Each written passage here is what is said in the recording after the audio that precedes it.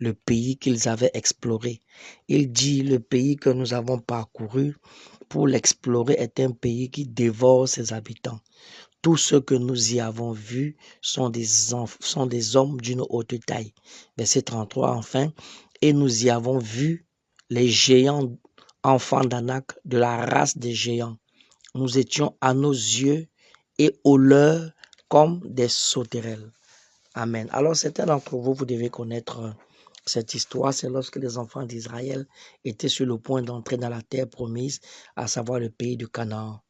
Le Seigneur va le demander, n'est-ce pas, va demander à son serviteur Moïse d'envoyer 12 espions dans cette terre-là. Et il devait passer en ce lieu 40 jours pour voir un peu les dispositions dans le pays. Une chose est certaine, le Seigneur avait dit, je vais vous donner ce pays. Vous allez vous emparer de ce pays. Vous savez, lorsque le Seigneur vous donne une promesse, ça ne veut pas dire qu'il n'y aura pas de difficultés. Ça ne veut pas dire qu'il n'y aura pas d'obstacles, il n'y aura pas de défis, n'est-ce pas, à remporter. Mais une chose est certaine, nous sommes plus que vainqueurs.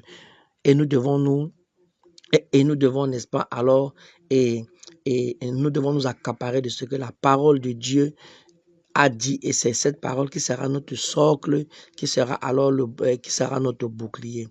Alors nous parlons ici de Caleb. Caleb dit, par exemple, Caleb dit au verset 30, il dit, montons, emparons-nous du pays, parce qu'il savait ce que Dieu avait dit.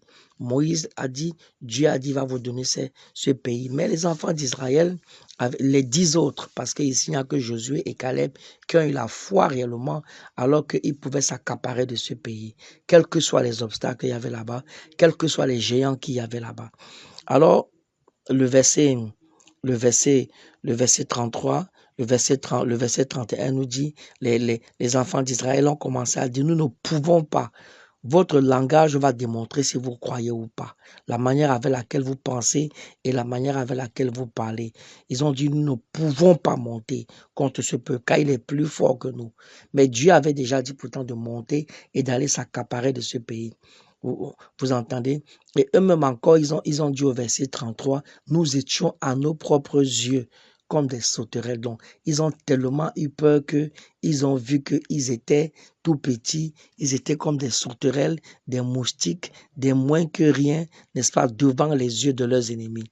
Et ils finissent par dire que nous-mêmes là, non seulement nous étions comme des sauterelles à nos yeux, mais nous sommes même devenus à leurs propres yeux, parce qu'il y a une certaine traduction en anglais qui dit we became, we became a grassful. Donc nous sommes devenus des sauterelles à leurs propres yeux également.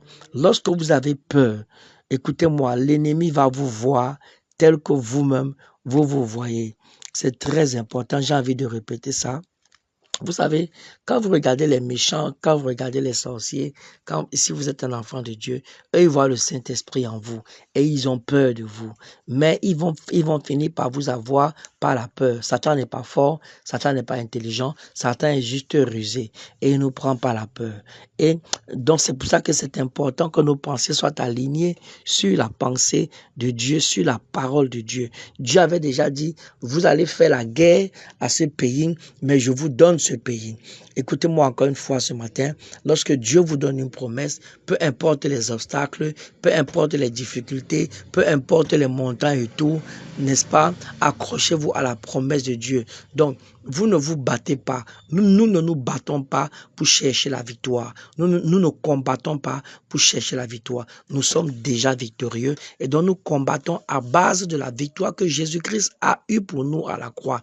Et donc nous combattons, n'est-ce pas, pour participer à la victoire de Jésus. C'est ce que la Bible nous dit, n'est-ce pas, dans le livre de Pierre et dans plusieurs autres passages. Voilà pourquoi nos yeux sont fixés sur le Seigneur. Nos mains sont levées vers le Seigneur. Quand nous ne combattons pas avec le doute, nous combattons avec la foi. Parce que la manière avec laquelle vous vous regardez, écoutez-moi encore une fois, la manière avec laquelle vous vous regardez, c'est comme ça que l'ennemi va vous voir vous-même. Ils ont dit, nous étions à nos yeux. Comment est-ce qu'ils sont à leurs propres yeux des sauterelles? S'ils étaient à leurs yeux encore des sauterelles, ça pouvait encore passer. Mais ils sont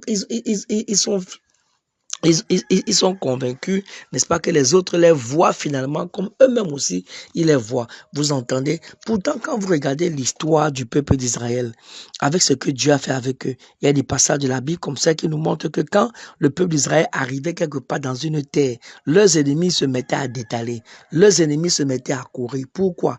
Parce qu'ils avaient entendu parler des choses que Dieu avait fait avec ce peuple-là. Vous entendez?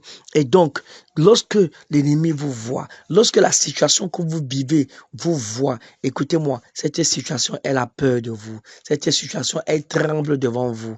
Mais si vous-même vous tremblez, alors simplement vous allez perdre la bataille. Vous entendez?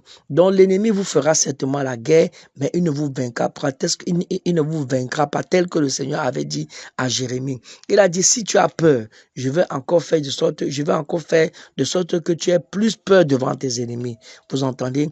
Et le Seigneur il a dit, ils vous feront la guerre, mais ils ne vous vaincront pas. Je vais dire à quelqu'un qui m'écoute ce matin, cette situation que tu traverses, cette situation que tu es en train de vivre, cette situation n'aura pas le dessus. Cette situation, n'est-ce pas? Alors, quand elle te regarde, elle te voit déjà comme un vainqueur. Mais est-ce que toi, tu te vois comme un vainqueur? Je prie pour toi que le Seigneur t'aide. Ouvre tes yeux ce matin pour que tu te vois comme un vainqueur, pour que tu te vois comme une femme victorieuse, pour que tu te vois comme un homme alors victorieux. Car l'apôtre Paul dit encore, dans toutes ces choses, nous sommes plus que vainqueurs par Christ qui nous a aimés. Je finis en disant que la Bible dit que et la victoire qui triomphe de ce monde, c'est notre foi. Vous entendez? Je prie pour toi ce matin, que le Seigneur augmente ta foi, que le Seigneur te donne, n'est-ce pas, de changer tes pensées. C'est très important. Que Dieu te bénisse abondamment. Et si le Seigneur Jésus n'est pas revenu demain matin, certainement nous nous parlerons encore au nom de Jésus.